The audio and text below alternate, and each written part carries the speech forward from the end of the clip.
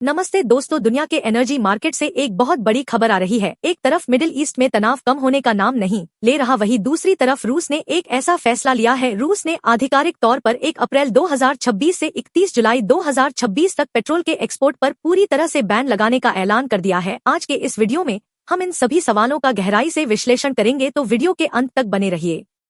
सबसे पहले समझते हैं कि आखिर रूस ने ऐसा किया क्यों। रूस के डिप्टी पीएम नोवाक और ऊर्जा मंत्रालय की हालिया समीक्षा बैठक के बाद यह फैसला लिया गया है। इसके पीछे मुख्य रूप से 3 बड़े कारण हैं।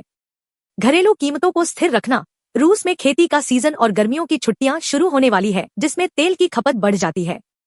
सरकार नहीं चाहती कि रूस के अंदर तेल की कमी हो या कीमतें बढ़े। रूस की कई रिफाइनरियां इस समय मेंटेनेंस मोड में है। सप्लाई को बैलेंस करने के लिए उन्हें एक्सपोर्ट रोकना पड़ा है। मिडिल ईस्ट में जारी जंग की वजह से वैश्विक बाजार में तेल की मांग बढ़ी है। रूस पहले अपनी घरेलू जरूरतों को सुरक्षित करना चाहता है।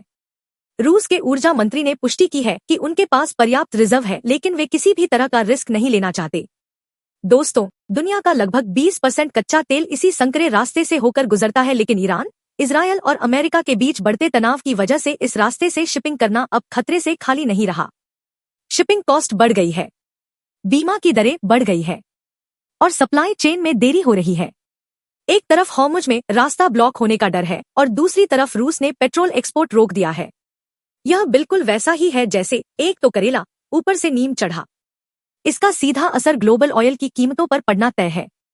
अब आते हैं सबसे महत्वपूर्ण सवाल पर, भारत का क्या होगा। क्या हमें फिर से 110 या 120 लीटर पेट्रोल खरीदना पड़ेगा? देखिए, यहाँ 2 पहलू है। भारत अपनी जरूरतों का एक बड़ा हिस्सा रूस से डिस्काउंटेड रेट पर खरीदता है, लेकिन ध्यान देने वाली बात यह है कि भारत मुख्य रूप से रूस से कच्चा तेल खरीदता है, न कि बना बनाया पेट्रोल। इसलिए रूस के पेट्रोल बैन का भारत पर कोई सीधा असर फिलहाल नहीं दिख रहा है। दूसरा अप्रत्यक्ष असर, भले ही हम पेट्रोल न खरीदे, लेकिन जब ग्लोबल मार्केट में रिफाइंड प्रोडक्ट्स की कमी होगी तो कच्चे तेल की कीमतें भी बढ़ेंगी। अगर कच्चा तेल महंगा हुआ तो भारत में तेल कंपनियों की लागत बढ़ जाएगी। हालांकि भारत सरकार ने पहले ही सावधानी बरतते हुए कुछ बड़े फैसले लिए हैं। सरकार ने एक्साइज ड्यूटी में कटौती की है। अब पेट्रोल पर एक्साइज ड्यूटी मात्र 3 प्रति लीटर रह गई है और डीजल पर इसे 0 कर दिया गया है। साथ ही सरकार के पास करीब 60 दिन का एडवांस स्टॉक मौजूद है। एक्सपर्ट्स का मानना है कि अगर मिडिल ईस्ट में तनाव और बढ़ता है और हॉर्मुज स्ट्रेट पूरी तरह प्रभावित होता है तो रूस का यह बैन ग्लोबल मार्केट में तबाही ला सकता है। फिलहाल 31 जुलाई तक की यह पाबंदी एक चेतावनी की तरह है। भारत के लिए अच्छी खबर यह है कि हम अब 41 अलग अलग देशों से तेल खरीद रहे हैं, जिससे हमारी निर्भरता किसी एक देश पर कम हुई है।